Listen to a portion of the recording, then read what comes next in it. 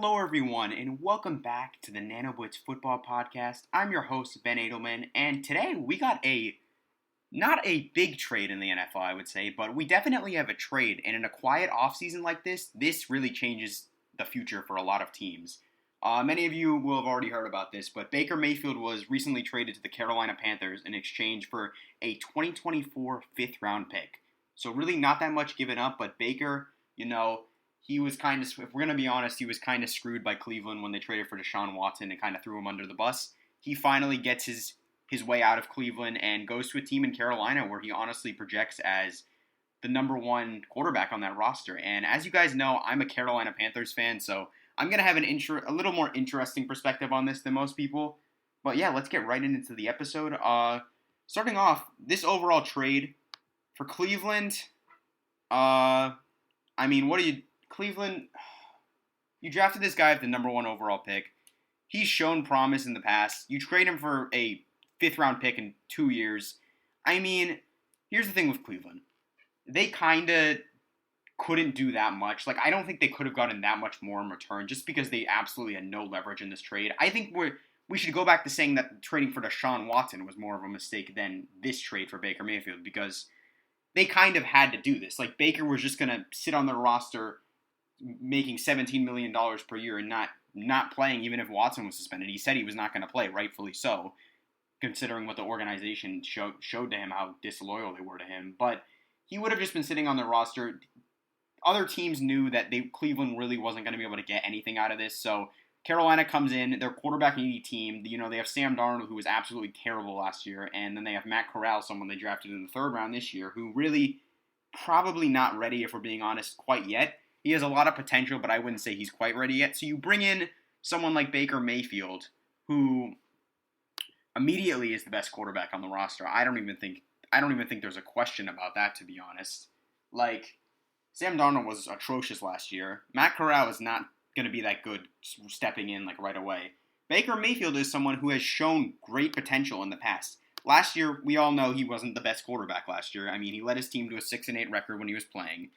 3,010 yards, 17 touchdowns compared to 13 interceptions. Not a good season at all for Baker Mayfield, but we also have to take into account that Baker was playing injured with a torn labrum in his non-throwing shoulder for most of the year. And I'm not one to make a lot of excuses for players, but someone playing injured for the entire year is definitely going to do worse than if they're playing healthy. And we saw in the past that he has put together great seasons. His rookie year, he literally broke the record for most passing touchdowns by a rookie. That was soon surpassed by star quarterback Justin Herbert, but at the time, that was the most touchdowns by a rookie quarterback.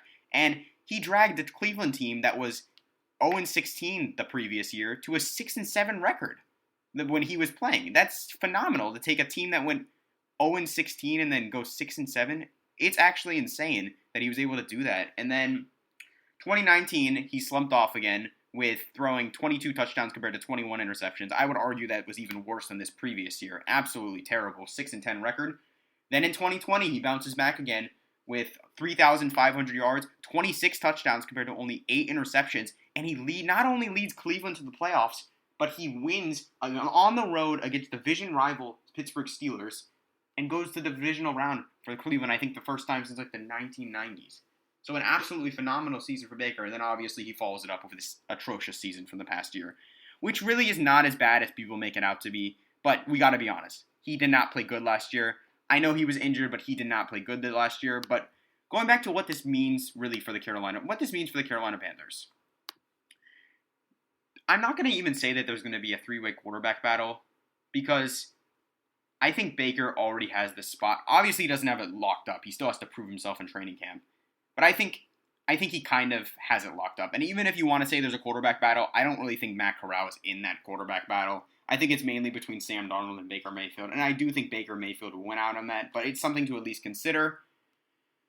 But it's hard to not be biased on this. But for what I think this means for Carolina, it's really hard to predict if we're being honest. Betting odds-wise, Panthers moved up from the over-under wins from 5.5 to 6.5. So Vegas clearly sees us being improved next year. I don't know if we make the playoffs. It really all depends on Baker. That's why I'm saying it's hard to predict this because it's really just hard to predict because obviously if Baker's good, because there's really two different Baker Mayfields.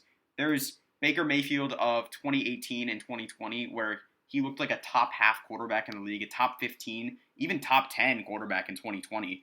And then there's the 2019 and 2021 Baker Mayfield, where he looks just absolutely terrible and on the same level as guys like Daniel Jones, Sam Darnold, Drew Lock, like those like bottom tier quarterbacks. In those 2 years, he was really on that level. So it really is just, it's really just hard to predict. I think this definitely will help Carolina win more games than they would if Darnold at quarterback. I think that I could win more games than Darnold at quarterback on the Panthers. Darnold was terrible last year, and honestly, anything is an upgrade at this point. So this is definitely an upgrade. I don't quite think we're going to make the playoffs, and that's hard for me to say as a Panthers fan. I don't think we're going to make the playoffs still. I think that this team is very talented. We have arguably the best running back in the league when healthy, Christian McCaffrey, a great receiving core, definitely an upgraded O-line, still a really good defense, but I'm just worried if we're going to be able to put all the pieces together. Because this team, talent-wise, this team's a playoff team, I think easily. This is the second best team in the division talent-wise, and I think they can definitely contend for a playoff spot if it was based on that. But we've seen in the past with teams like the Minnesota Vikings that having the talent just doesn't mean you're in the playoffs. You have to piece it together and have good execution. And for a season where Matt Rule is really on the hot seat, like if he loses this year, it's basically known that he's gone, completely gone. This seems like a last-ditch effort almost by Matt Rule to maybe secure his job, And it makes sense. It makes sense from a coaching perspective, a general manager perspective. You want to put your team in the best position to win. And if Baker sucks, we'll suck and we'll get a good pick. But if he's good, and maybe we can win 7 or 8 games, maybe even 9 games and sneak into the playoffs in a kind of weak NFC, if we're being honest. Especially compared to the absolutely stacked AFC. I would say a kind of weak NFC. I think it's possible that Carolina slides into the 7th spot, but I wouldn't bet on it. I would not bet on Carolina sneaking into the playoffs. It's very possible, especially if Baker Mayfield turns back into 2020 form. Take everything I just said out the window. We're going to the playoffs if Baker Mayfield plays like how he did in 2020. It's that simple.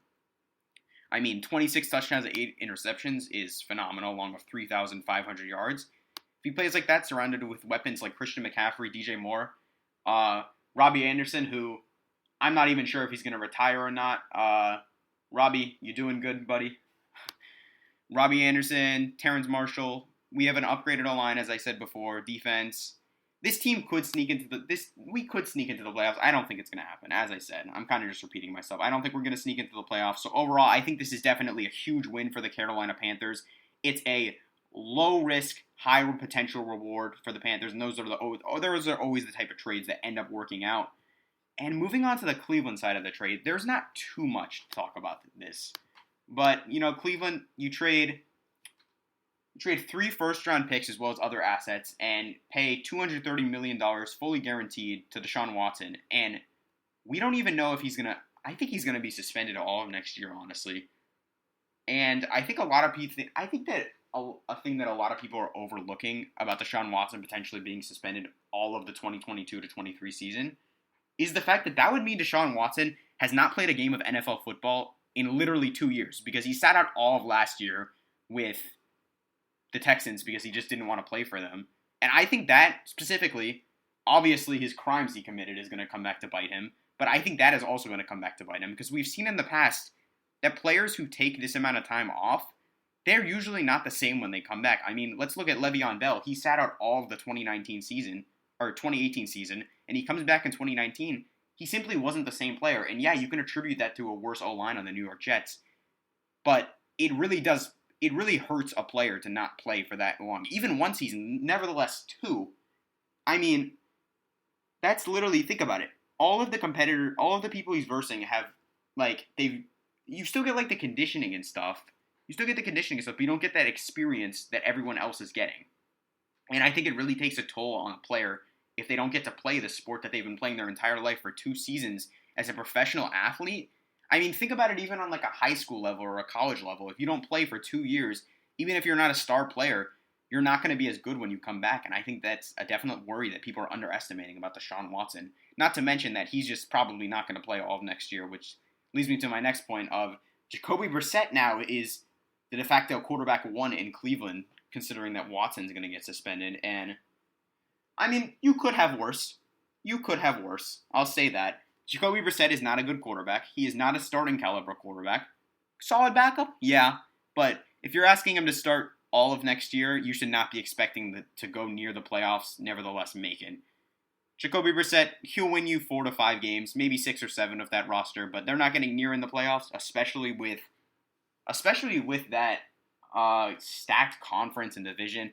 I could honestly see them finishing last in the division. I mean, Cincinnati Bengals obviously coming off of a Super Bowl appearance. Lamar Jackson and the Ravens are going to be back. And then the Steelers have a rookie quarterback. We don't know what's going to go on there. I could easily see the Browns finishing last in the division if Watson's suspended the whole year. But moving on to the salary implications of this trade, and I think this was the main motivation for Cleveland making this trade. And to be honest, they didn't even really clear that much salary. Baker Mayfield's original deal was $18.8 million for this upcoming season. The Browns are still paying $10.5 million of that not to the Carolina Panthers. They're still paying, the Cleveland Browns are paying $10.5 million out of the $18.8 million to Baker Mayfield. Well, the Panthers are only paying $5 million, and Baker has agreed to actually cut $3.5 million. So Cleveland, this is actually a fun fact I read. Cleveland is actually paying Baker Mayfield a couple $100,000 week one to try and beat them. Because the Browns and Panthers are actually playing week one of next year, which is interesting because the Panthers and Jets played week one of last year after the Darnold trade. So hopefully we play Patrick Mahomes to start next year. But Cleveland will actually be paying Carolina they'll be paying Baker a couple $100,000 to try and beat them. And that to me was a bit interesting, since you don't usually pay a player to try and beat you. So it's definitely an interesting move by Cleveland. But seriously, they really didn't cut that much money. They freed up about $7 million. Sure, it's a nice pay cut. It's better than him making the full $18.8 million.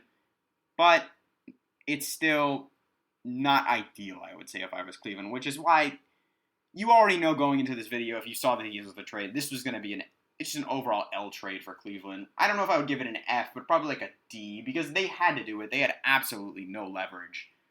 But it's just not a good trade for Cleveland. And honestly, not much to talk about more for the Cleveland side of the trade. But another underrated aspect of this trade was how this kind of causes the dominoes to fall throughout the rest of the league. Because we look at Baker Mayfield getting traded, and it immediately makes me jump. At least makes me jump to the fact that Jimmy Garoppolo is still on the 49ers and has not been traded. So now where does he go? Because really the only other team that would possibly trade for him, I would say, is the Seattle Seahawks. And they've already said that they're sticking with Geno Smith and Drew Lock, which is definitely a questionable decision, but that's for another time. They said they're sticking with them, and also, that's a division rival. I doubt the 49ers would trade their quarterback to a division rival in the Seattle Seahawks. I don't think that's happening, and after that, there's really no other teams I could see making a trade for them. So if you're the 49ers, what do? Because you have this guy, Trey Lance. You traded up 3 first-round picks last year to select him at number 3 overall, and he only started a couple games last year, and he sat most of the year. Jimmy Garoppolo led you to the conference championship. But what do you do if you're San Francisco?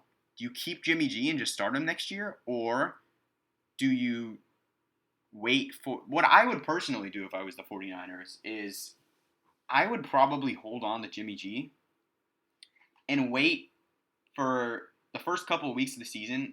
It's very likely that someone's starting quarterback is going to go down with an injury. Unfortunately, I don't want to obviously speak it into fruition, but unfortunately, it's from historical knowledge, it's probably going to be, there's going to be a quarterback that goes down with an injury, a starting quarterback, and a team panicking might give up some nice draft capital in exchange for Jimmy Garoppolo to keep their contending dreams alive. That could actually be, 49ers right now, they don't have any leverage, but if that happens, they could actually have a lot of leverage. So it's an interesting thing to think of, and now with Baker getting traded, it takes Carolina completely off of the Jimmy G wish list almost, and it really leaves you with no one else. So Jimmy G, I don't know what's going to go on with you, but definitely a lot of options for San Francisco. And I just think this Baker trade really causes that situation to tighten a bit, if you know what I mean. But Yeah, so overall, I just wanted to make a quick little episode about this. I'm a Panthers fan. I wanted you guys to hear my reaction to this. I like the trade for Carolina. Cleveland, it's kind of a bit of a nothing for me. They kind of had to do it. But great trade for Carolina. I'm looking forward to see Baker as my starting quarterback next year. Anything, and I mean absolutely anything, is an upgrade over Sam Darnold. So I am happy about that. Thank you guys for watching. Make sure to follow the Instagram at NanoBlitz Podcast. I've been posting some great off-season content on there. Hope you guys enjoyed. Thank you for staying until the end, and see you guys next time.